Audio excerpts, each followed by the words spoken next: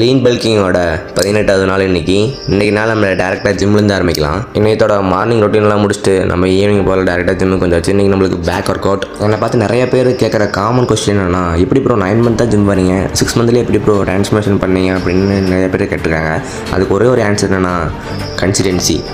ஜிம்முக்கு வராதுக்கு முன்னாடி இப்படி தான் இருந்தேன். நான் ஜிம்முக்கு வந்த 6 மந்த்துக்கு அப்புறம் இப்படி ட்ரான்ஸ்ஃபர்மேஷன் பண்ணேன். அதுக்கு மெயின் ரீசன் என்னென்னு சொன்னால் கன்சிஸ்டன்சி தான். கன்சிஸ்டன்சி சக்ஸஸ்க்கான ஒரு கீனே சொல்லலாம். நீங்கள் ஒரு ஜஸ்ட் ஒரு 1 மந்த் கன்சிஸ்டன்சியாக ஜிம்முக்கு போனீங்கன்னா அது டிசிப்ளினாக மாறும். கன்சிஸ்டன்சி டிசிப்ளினாக மாறிச்சுன்னா கண்டிப்பாக ரிசல்ட் வர ஆரம்பிக்கும். ஒன் டைம் நீங்கள் ரிசல்ட் பார்க்க ஆரம்பிச்சிட்டிங்கன்னா நீங்களே நினச்சா அதை விட முடியாது.